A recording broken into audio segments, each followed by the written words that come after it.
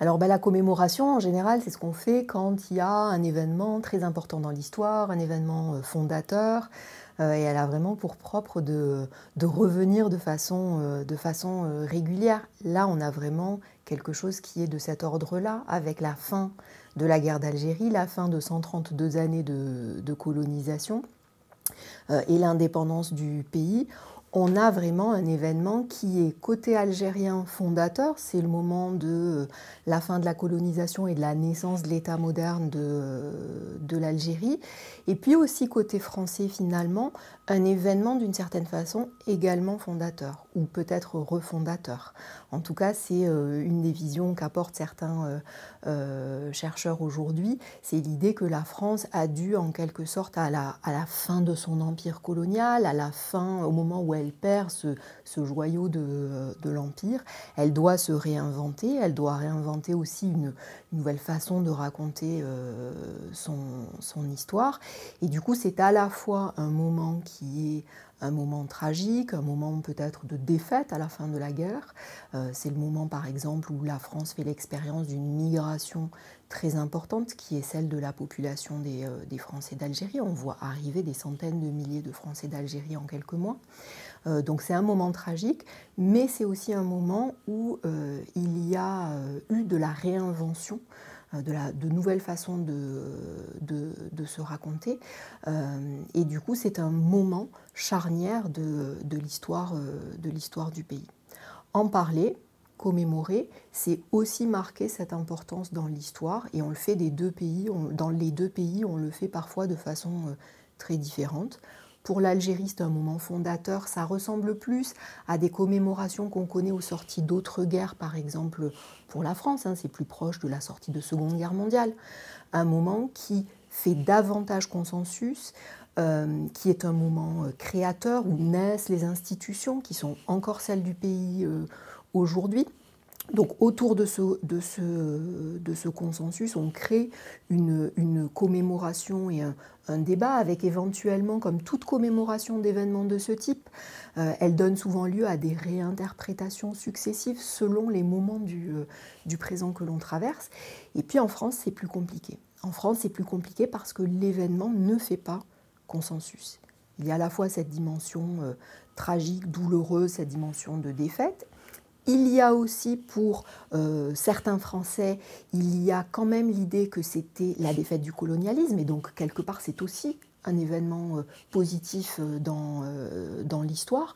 Certains Français d'aujourd'hui se reconnaissent aussi dans la lutte pour l'indépendance, donc pour eux elle a cette dimension aussi de victoire. Donc l'événement ne fait pas consensus, il est problématique, il a été interprété et réinterprété, et du coup oui, c'est important de continuer à en parler aujourd'hui.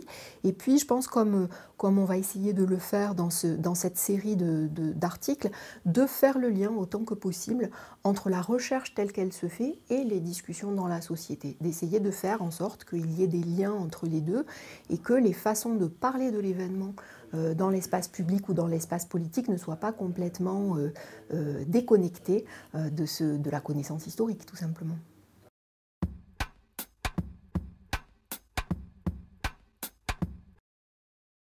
Alors ça serait une question vraiment très très vaste de faire un état de la recherche qui en plus est une question, est-ce qu'on fait l'état de la recherche sur la guerre, sur toute la colonisation ou sur toute l'histoire de l'Algérie?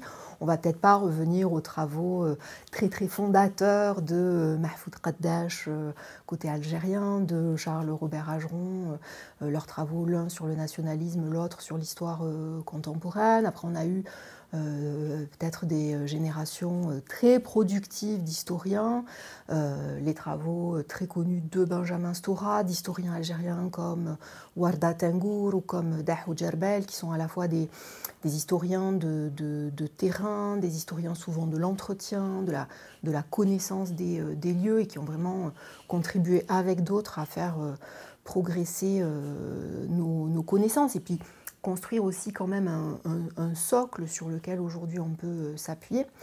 Peut-être dire que dans les dernières décennies, on a connu des évolutions particulièrement marquantes. Alors en Algérie, c'est marqué à partir de la fin des années 80, le changement de régime qui a lieu à la fin des années 80 avec la fin du régime de parti unique et la libéralisation de l'édition notamment, a fait que tout d'un coup, on est sorti d'une histoire très anonyme, très collective, pour aller vers une histoire où les acteurs prennent beaucoup la parole. Donc on a vu l'édition de dizaines, certainement de centaines de mémoires d'acteurs, avec beaucoup au centre la question de la guerre. Être un acteur de l'histoire, ça a longtemps voulu dire être un combattant de la guerre en réalité. Donc on a vu paraître ces mémoires qui donnent la parole aux acteurs, qui leur permettent de revenir sur un peu la quotidienneté de la guerre, ont aussi posé des questions en termes de conflits d'interprétation, de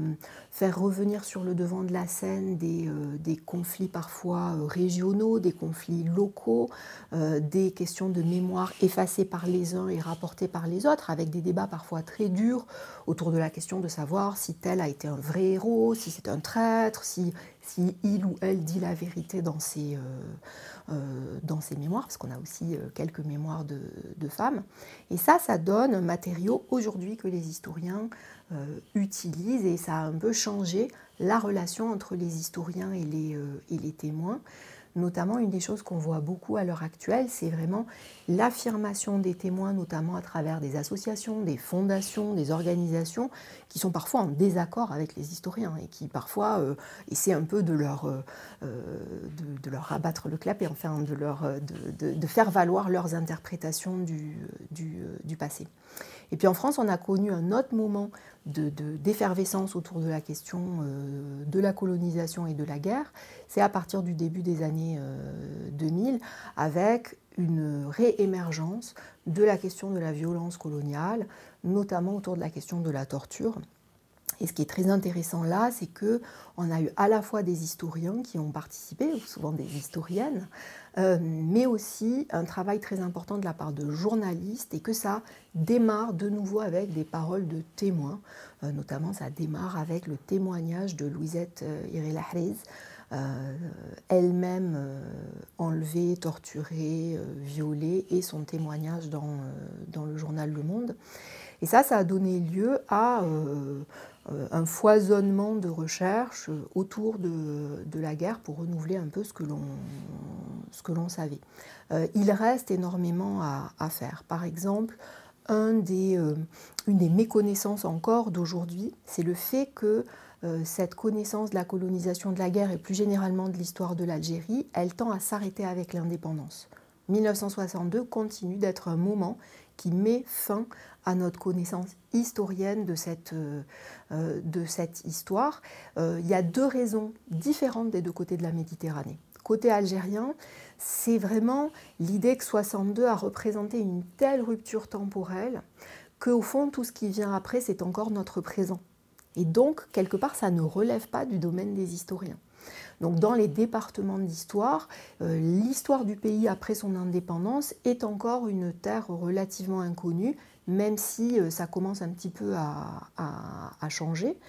Côté français, la raison pour laquelle on a tendance à s'arrêter en 1962, c'est qu'au fond, l'histoire du pays après 1962 n'est plus notre histoire, elle n'est plus une histoire française. Et donc elle ne nous intéresse pas au même titre, donc beaucoup de travaux s'arrêtent à cette date-là. On voit que ce seuil de 62, il commence à être attaqué par différents travaux. Je pense aux travaux de Amar Mohand Amar autour de la crise que connaît le Front de Libération Nationale en 1962, qui vraiment nous permet de faire le point sur cette question politique fondamentale, presque j'allais dire fondatrice. Et ça engendre de nouveaux travaux de la part de chercheurs plus jeunes aujourd'hui. Et puis des travaux qui prennent les objets qu'ils étudient dans la continuité. Je pense par exemple au très grand livre de Charlotte Coureil sur l'association des oulémas réformistes algériens, qui lui permet d'étudier cette organisation à la fois pendant la période coloniale, ce que peut-être on connaissait mieux, mais aussi de continuer son étude au-delà et donc d'entrer de plein pied dans l'histoire de l'Algérie indépendante. Et puis je pense aussi à un travail très important de l'historienne britannique Natalia Vince autour de l'expérience des anciennes combattantes qui ne s'intéressent pas strictement à leurs expériences de la guerre, mais qui les suit dans les années d'après l'indépendance pour montrer qu'est-ce que cela signifiait dans l'Algérie indépendante d'être une ancienne combattante et donc poser des questions d'histoire du temps présent, des questions de mémoire, des questions d'organisation. Voilà, qu'est-ce que c'est ce passé de la guerre dans la société algérienne plus contemporaine.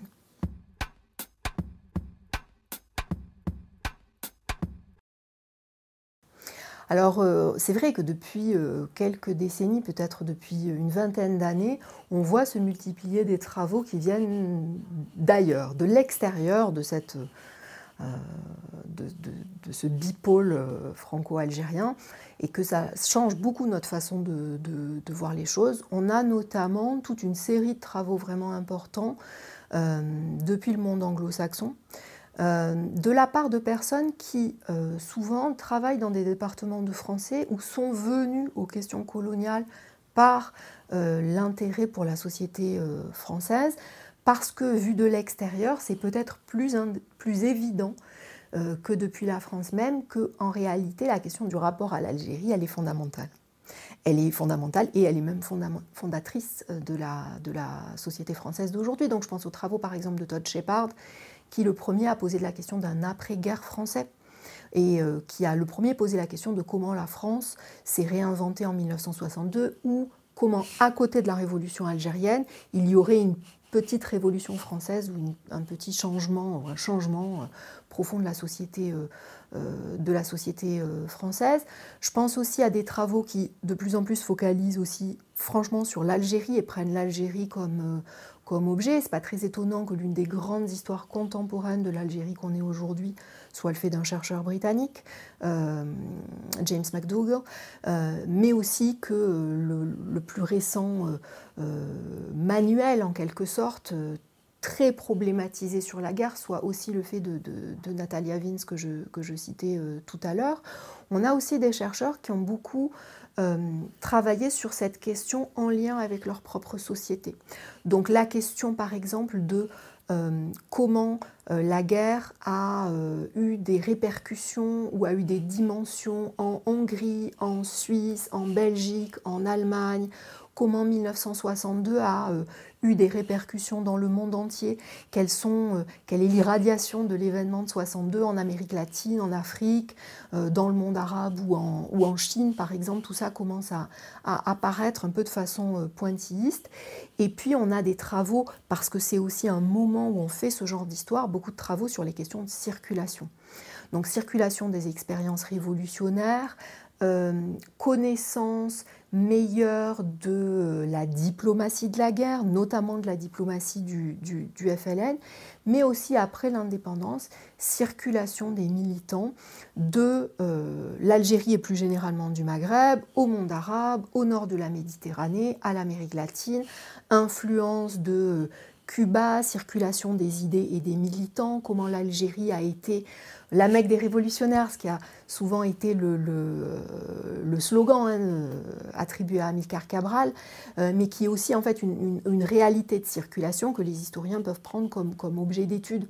Donc là, on commence à avoir des gens de beaucoup de nationalités différentes, de beaucoup de maîtrises linguistiques différentes, parce qu'il faut les maîtrises linguistiques pour pouvoir faire ce type d'études qui, en travaillant ensemble, parviennent à reconstituer ces circulations et du coup à mieux situer l'Algérie dans le monde. L'Algérie de la guerre, l'Algérie de la colonisation, apporter des éléments de comparaison, des éléments de réflexion comparative, mais aussi l'Algérie de l'indépendance dans ce monde des années 60 et des années 70, ce monde révolutionnaire.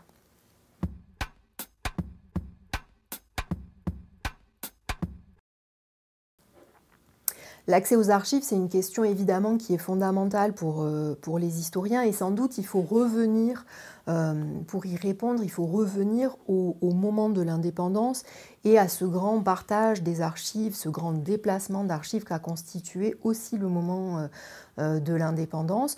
On le sait en 1962 et probablement même depuis 1958 et le petit moment de la prise de pouvoir des militaires en Algérie, il y a eu énormément de destruction d'archives. Il y a un principe en 1962 de division des archives entre la France et l'Algérie. On considère que ce qui relève de la souveraineté devrait revenir en France, mais ce qui relève du fonctionnement quotidien devrait rester en Algérie. Dans la réalité des faits, c'est un partage qui ne fonctionne pas du tout. On a beaucoup de mal à distinguer ce qui relèverait de la souveraineté, qu'est-ce que ça veut dire exactement, c'est quoi les limites, et de ce qui relèverait du fonctionnement. Et puis d'ailleurs, pourquoi est-ce que l'Algérie n'aurait pas accès à des archives de souveraineté, mais aussi dans la matérialité de 1962, il n'y a aucun partage qui peut se faire de façon très rigoureuse. Il aurait fallu, je ne sais pas, expertiser ces archives, les examiner, on n'est pas dans ça du tout. Et je crois que c'est Sylvie Thénault qui raconte comment dans certains cas, le partage s'est fait en fonction de la hauteur. Est-ce qu'on peut atteindre ou pas, au moment où on met les choses dans des cartons, est-ce qu'on peut atteindre les archives et les mettre dans des cartons? Et puis quand c'est trop, c'est trop compliqué, on les laisse. Donc le partage se fait de façon vraiment très aléatoire avec beaucoup de destruction. On sait néanmoins qu'il y a une masse énorme de ces archives qui se trouvent en France. En France, on est dans une situation où l'accès aux archives a évolué au fil du temps. On a connu des moments d'avancée. C'est par exemple une de ces avancées qui a permis le travail très important de Raphaël Branche sur la question de la torture et de l'armée. Mais après la sortie de son livre au début des années 2000, on a bien vu avec l'émergence de la question de la violence de l'armée, de la torture, que les archives se refermaient avant de se réouvrir relativement un peu plus tard. On a eu récemment des mesures d'application d'un texte qui existait depuis longtemps mais qui n'était pas appliqué, qui s'appelle l'IGI 1300, qui est une instruction interministérielle, qui tout d'un coup, en étant appliquée alors qu'elle ne l'était pas, faisait que l'accès à des documents qui étaient possibles jusque-là, tout d'un coup, n'était plus possible. Il s'agissait de considérer que chaque document marqué secret défense devait faire l'objet d'une déclassification spécifique, pas par carton mais par document. Donc chaque document aurait dû être examiné de nouveau pour dire oui, ce document peut être donné à des chercheurs. Concrètement, c'était une masse de travail complètement irréalisable qui a fait que beaucoup de centres d'archives ont simplement fermé l'accès à leurs archives parce qu'ils ne pouvaient pas faire ce travail. Côté algérien, c'est une toute autre histoire, mais qui est également compliquée et qui est également faite de haut et de bas. Du côté des archives nationales, la situation est très complexe. Les archives nationales en Algérie dépendent de la présidence de la République. Donc on sait que l'accès a été inégal au fil des années. Aujourd'hui, il y a une procédure qui est mise en place théoriquement. Cette procédure, dans la réalité des faits, elle est presque impossible à remplir. Ce qui veut dire que, notamment pour des chercheurs qui viennent de l'étranger, l'accès à des archives nationales est pratiquement impossible. Il y a une deuxième difficulté après cela, c'est le fait que ces archives nationales, comme toutes les archives, au fond, elles ont besoin d'être inventoriées pour que l'on puisse y avoir accès. Qu'est-ce que c'est l'inventaire des archives? C'est la liste des documents, ou la liste plus exactement des cartons. On dit carton numéro ABCD. Dans le carton A, ça traite de ça, ça va de telle date à telle date. Et du coup, les chercheurs peuvent lire ces inventaires et dire « moi je veux le carton A ou le carton B » et éventuellement demander les autorisations nécessaires. On sait que au-delà de la question coloniale, depuis son indépendance, il y a des archives qui ont été versées aux archives nationales. On n'en connaît pas bien le périmètre, mais on sait par exemple qu'à un moment donné, le Front de Libération Nationale a versé ses archives aux archives nationales, mais il n'y a pas d'inventaire. Donc en fait, on a beau savoir qu'elles y sont, concrètement, on n'a aucun moyen de les demander, puis ensuite éventuellement d'entrer en discussion, en négociation avec les archives nationales pour avoir accès à ces documents. On sait de façon très vague que c'est là, mais on n'a pas les outils pour y avoir accès.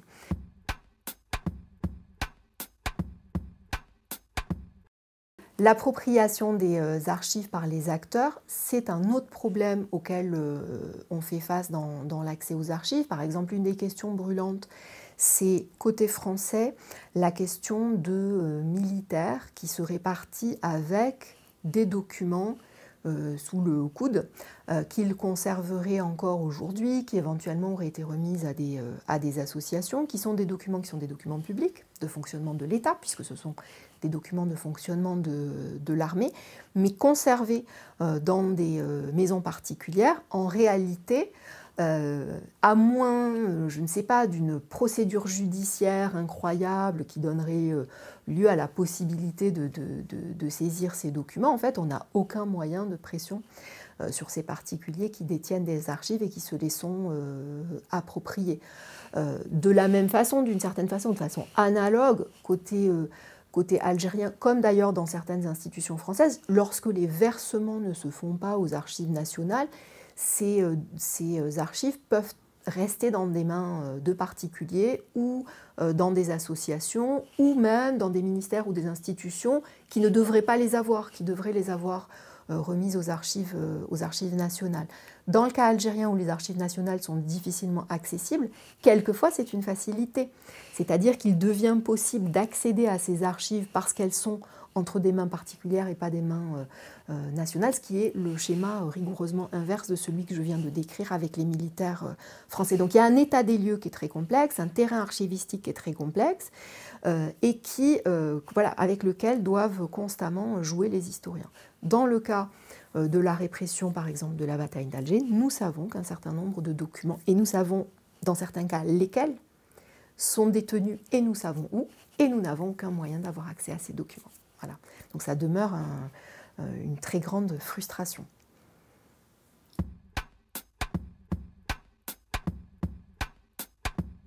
Est-ce que c'est une révolution ou est-ce que ça ne l'est pas? Est-ce que c'est une réussite ou un échec est une vraie question.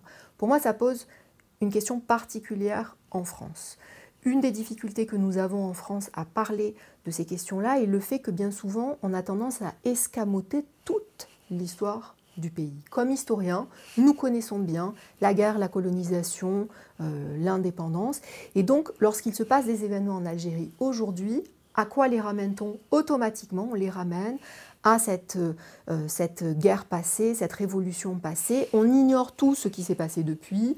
On ignore les années du socialisme, on ignore le fait qu'on est passé d'un analphabétisme très fort à un analphabétisme très faible aujourd'hui, au fait que l'éducation s'est développée, que l'économie s'est transformée, pour ramener les choses, souvent de façon très pessimiste ou très négative, en disant, vous voyez bien, c'est l'échec de ce qui s'est produit en 1962, c'est l'échec de l'indépendance, c'est la grande désillusion. Il me semble que ce discours en France est aussi renforcé par le fait qu'on a beaucoup d'acteurs qui, dans l'enthousiasme des années immédiatement après l'indépendance, sont allés en Algérie, des coopérants, des intellectuels, des gens qui ont voulu participer ou qui ont voulu observer ce moment historique et qui ont quitté, parfois sur un discours de désillusion très fort dont ils ne se sont jamais départis et dont ils n'ont peut-être jamais aussi fait la critique, c'est-à-dire est-ce que cette désillusion, elle tient à eux ou elle tient au pays, une sorte de projection sur l'histoire du pays, de leur propre désillusion. Et je pense que ça nourrit aussi beaucoup un regard un peu pessimiste porté sur la révolution algérienne. Côté algérien, on n'a pas cet effet d'escamotage de toute l'histoire du pays, puisque les acteurs l'ont vécu, ils l'ont traversé, ils la connaissent bien.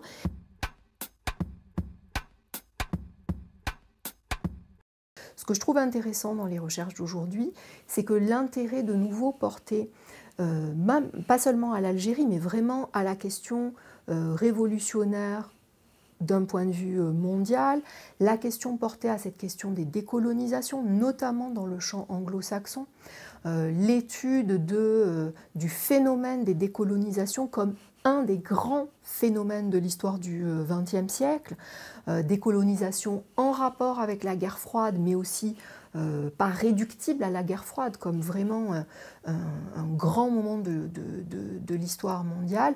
Ça nous permet de faire réémerger cette question de la révolution algérienne et de l'examiner un peu à nouveau frais, en la libérant de cette couche un peu négative de discours sur l'échec, non pas pour revenir à un discours très romantique de l'époque, mais vraiment pour l'analyser de nouveau et la mettre en connexion avec des phénomènes mondiaux.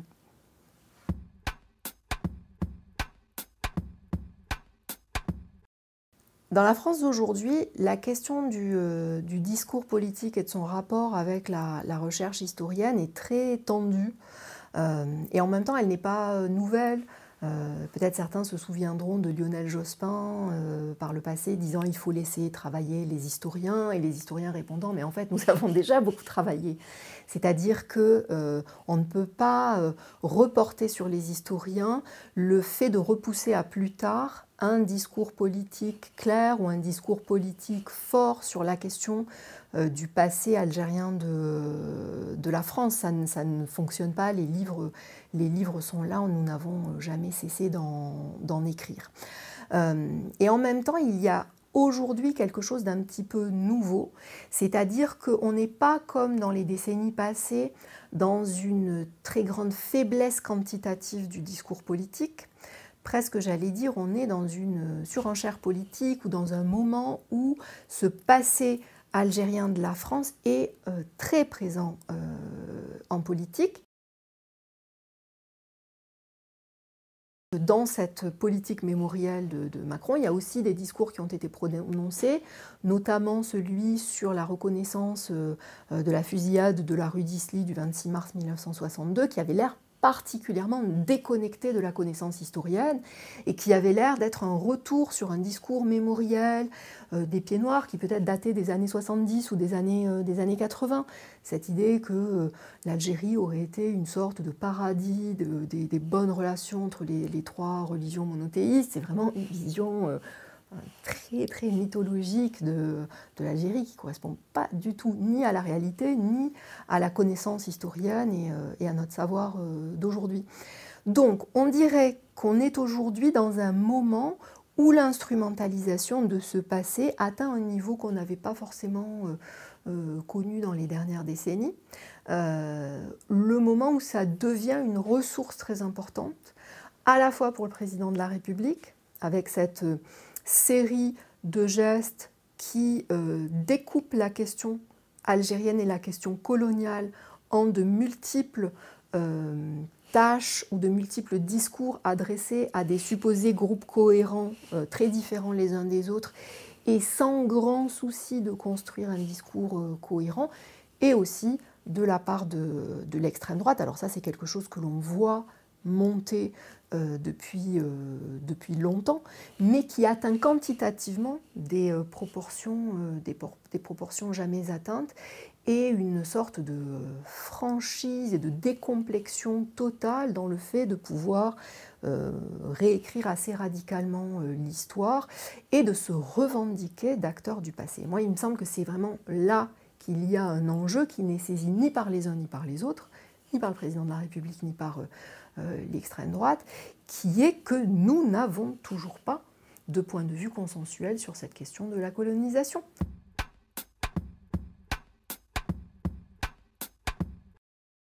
Pour les Palestiniens, depuis 1962, finalement, l'indépendance de l'Algérie a été un modèle à suivre.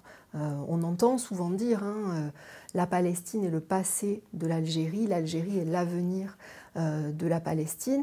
Et ces échos sont très forts entre les deux pays et très forts jusqu'à aujourd'hui. C'est-à-dire qu'aujourd'hui, entre Palestiniens et Algériens, on a des échanges de messages politiques croisés. Parfois, ça se passe à travers la chanson, les références historiques, les références mutuelles et des liens qui sont très forts entre les deux pays. Côté français, cette proximité, comparaison possible, elle joue évidemment très différemment, elle inquiète et on a toujours très envie de distinguer les deux pour dire que ce n'est pas du tout la même chose, c'est pas du tout, les histoires ne sont pas comparables, posant parfois des difficultés de science lorsque l'on veut s'interroger sur, par exemple, ce qu'est une colonisation de peuplement et la possibilité ou pas de construire des comparaisons qui peuvent être justifiées du point de vue scientifique, mais que l'on voudrait éviter pour des raisons citoyennes ou politiques dans la France d'aujourd'hui, parce qu'on ne souhaite pas qu'elle nous pose des difficultés accrues. Donc ceci pour montrer à quel point les choses sont parfois complexes et le présent et les usages du passé dans le présent venant parfois interférer avec le travail de l'historien.